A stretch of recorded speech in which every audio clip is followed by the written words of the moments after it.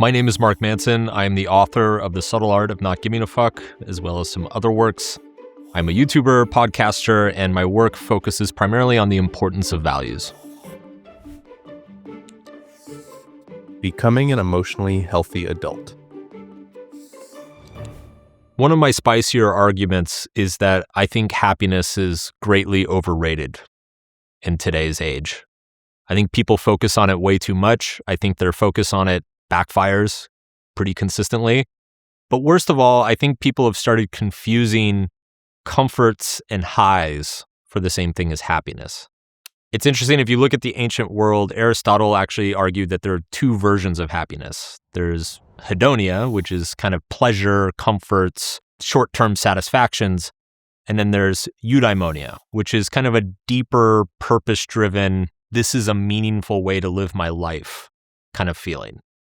And I think the modern age has been very optimized to promote as much hedonia as possible. Everything is designed to make us as comfortable as possible, to give us quick dopamine hits all the time, to make us feel good all the time, and to promise us really simple, superficial happiness all the time.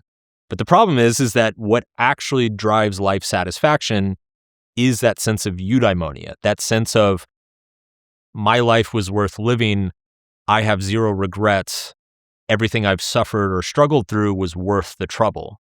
One thing to keep in mind in all this is an idea that comes from Alan Watts that I call the backwards law. And basically the backwards law is that the more you chase a positive experience, that chasing in and of itself is a negative experience. And the more you accept a negative experience, the more that acceptance itself is a positive experience. So you see this show up in all sorts of different areas of life, different ways. You know, the more you try to impress people, the less impressive you're always going to feel. The more beautiful that you want to be, the uglier you will constantly see yourself. The more money you want to make, the more you will feel too poor and inadequate, like you don't have enough stuff. The more love you feel like you need, the more lonely and isolated you will feel. The more spiritually enlightened you want to become, the more self-centered and narcissistic you'll likely end up being. The more you try to be happy all the time, the more easily you'll be upset. Whereas if you just accept that sometimes life is hard and shit goes wrong, the more happy and easygoing you'll become.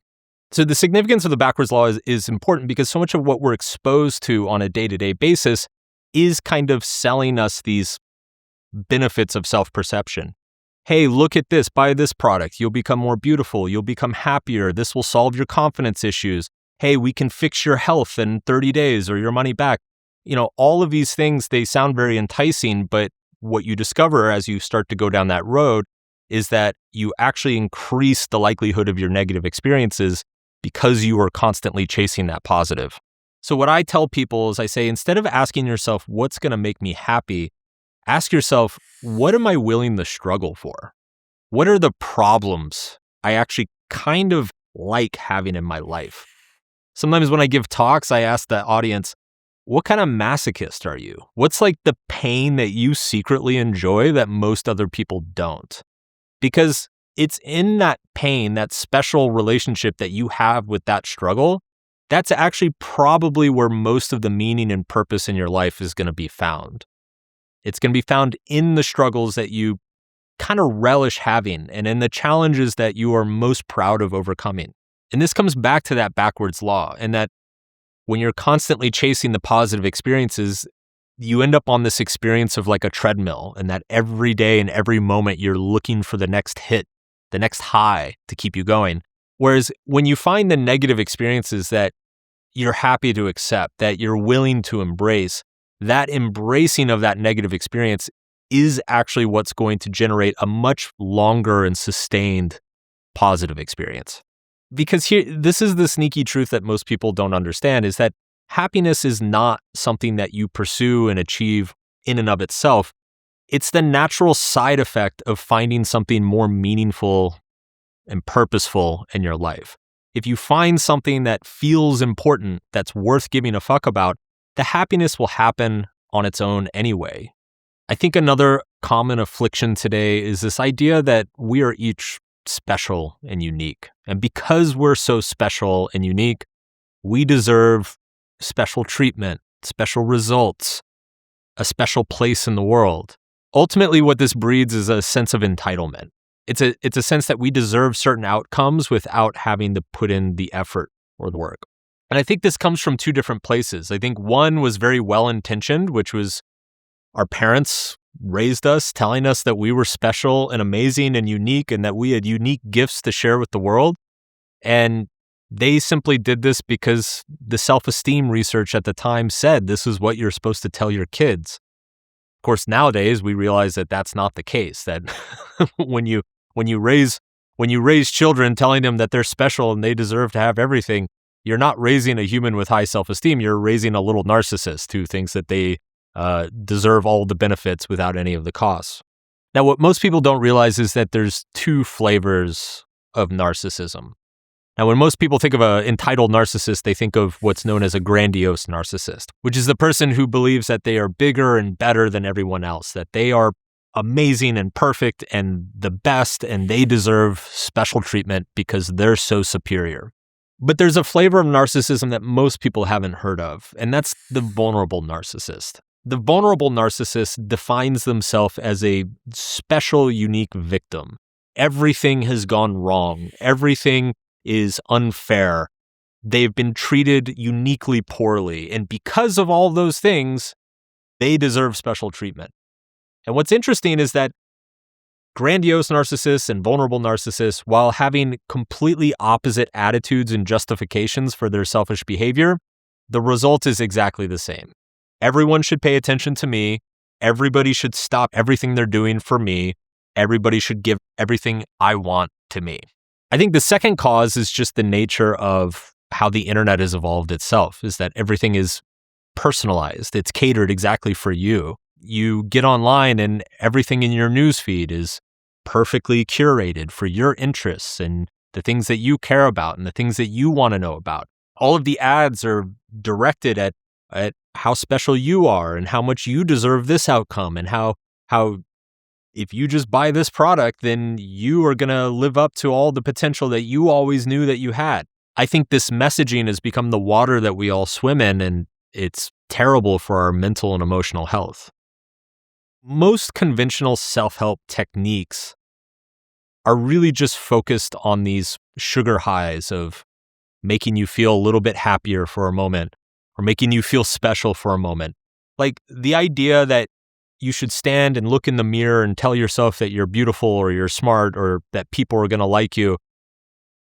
Ultimately, the research shows that that's not that effective. In fact, what the research finds is that a lot of these techniques like visualizations and affirmations and gratitude practices, they work better for the people who don't need them. So if you already feel good about yourself, then yeah, standing in the mirror is going to make you feel a little bit better. But if you feel like crap about yourself, the only thing that standing in the mirror reciting lines to yourself reminds you of is that you feel crap about yourself, that you are the type of person who needs to stand in front of a mirror and say affirmations to yourself. It just makes you feel more pathetic.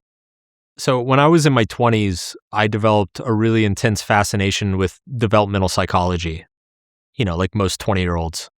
And I started reading a lot of really brilliant and famous researchers, from Jean Piaget to Lawrence Kohlberg to Robert Keegan, Erik Erikson. And they all have these amazing frameworks of just how people develop throughout their lives.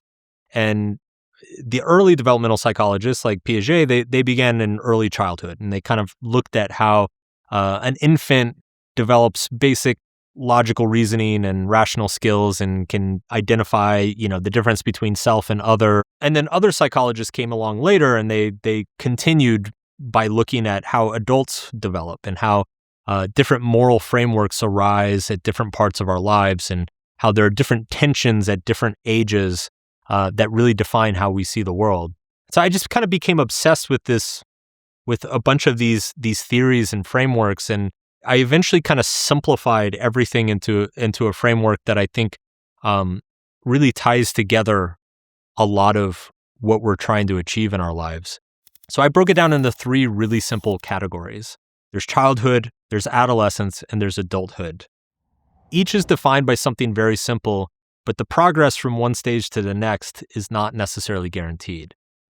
So the child sees the world in the simplest of ways, which is, I want a thing, do I get the thing or not? The child wants ice cream, it reaches for the ice cream. The child wants a cookie, it reaches for the cookie. All it understands is, I want this thing, and I either get it or I don't get it. If I get it, I'm happy. If I don't get it, I'm unhappy. After being upset enough times, I start developing a theory of the world that explains why I don't always get a cookie when I want it. Well, it turns out mom gets to decide whether I get a cookie or not. And it also turns out that mom has a different experience and perspective than I do. Oh, that's actually really interesting. There are other people who have their own perspectives of how the world works, and they have their own desires. They want their own cookies, or they don't want their own cookies. And sure enough, when you look at a lot of studies, young children, they don't have a concept of self yet. They don't understand that other people have different perspectives than themselves. They're not able to empathize like older humans are able to empathize. They're not able to understand social status or social signaling or cultural standards or anything like that. And so once the child develops these theories of mind, they enter the adolescent stage, which I kind of think of as like the transactional stage of life. If you think back to high school, essentially what high school is everybody's trying to barter with each other for social status, right? It's like, oh, if I wear this jacket, maybe they'll think I'm cool. If I wear the right shoes, then maybe I'll fit in and they'll be friends with me. If I say the funny thing in class, then, maybe the cute girl will pay attention to me. Everything is conditional. It's tit for tat. It's if I do this, it will get that reaction out of that person. And this is very logical, right? Because once you understand that, like, okay, every other person has their own perspective, then what is the behavior that I need to do that is most likely going to make them allow me have my cookie? Now, this carries over into the real world. And in fact, there's a lot of relationships in the real world that function this way, that are very conditional. Like, the coffee shop I went to this morning, I have a conditional relationship with the barista. I don't really care who they are or where they went to school or where they grew up. I just want them to give me my coffee and give it to me quick, right? And that's fine. That's fine in very small marginal situations. But what you start noticing as you go through life is that this constant conditional interaction with people, it's exhausting. It feels inauthentic. It feels like you're performing all the time. And even when you get people to like you, it's very unsatisfying. And so what you eventually start to realize is that the only way to truly be happy with other people and be happy in the world is to behave unconditionally, is to find something in your life that matters so much to you that you're willing to be disliked for it, that you're willing to suffer disapproval. You're willing to not get the cookie because you found something more important than the cookie. And this is what adulthood is. It's finding the things that really you're willing to plant your flag in and say, this is who I am, take it or leave it. And if I'm not for you, that's totally fine. I get it. Live and let live. But I'm going to go look for the people that are right for me and that share in these values. Now, the tricky thing is that I think a very large percentage of people get stuck in that adolescent mindset, that they're stuck bartering with the world, performing for approval all the time. And I think a big reason for that is that the modern world is more transactional. It is more, you're exposed to so many different people in so many different ways, and there's so many different opportunities that you feel like you should be performing all the time to get what you want. And so if you never watch that performance fail enough times to start living virtuously, then you'll never cross over into that adult framework of living. And if you don't cross over into that, if you don't find the thing that you're willing to be disliked for, then you're never going to have a stable, happy relationship in the world. If we zoom out, like philosophically speaking, the reason we want to get to adulthood is because living that way makes us anti-fragile. Like the adolescent mindset, the childlike mindset, they're very fragile. They're easily disrupted. If things don't go your way, if you don't say the right thing, if you don't do the right thing at the right moment, everything falls apart. Whereas with the adult mindset, if you just have something that you stand for and you're willing to struggle for and you're willing to suffer through being disapproved for, any hardship or setback actually makes you stronger. It actually shows you, it helps you adapt to new circumstances. It helps you find new ways and reasons to work towards the thing that you believe in or stand for the thing that you care about. And the funniest thing about all this too is I went down this like deep modern psychological rabbit hole. And when I got to the bottom of it, I just found Aristotle. This is basic ancient Greek Aristotelian philosophy 101. His whole argument was there are basic virtues. These are things that you can practice in each and every single moment, that you can practice when people love you and when they hate you, that you can practice when you're broke and when you're rich, that you can practice when things are going well and when things are a total fucking dumpster fire. They're in your control at any given time, and they are always socially constructive regardless of where the political fault lines are that week or that month. And if you prioritize them, if you make them your highest values, you can pursue them in every moment. You can live unconditionally. You can be anti-fragile. You can gain from failure and rejection. You don't have to perform for others. You don't have to chase status or accolades. You don't have to prove anything to anybody.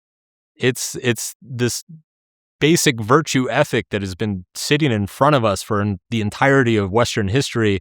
And I found myself staring at it in the face in between scrolling on TikTok and Instagram, being like, oh, this was the answer all along.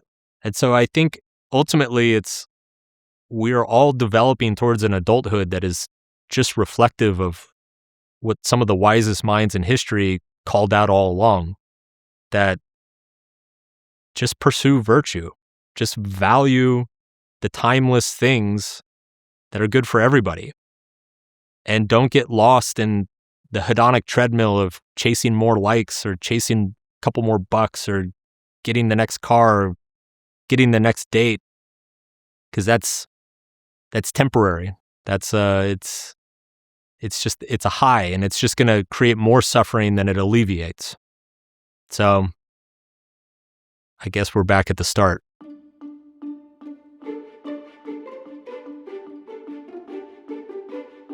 Want to support the channel?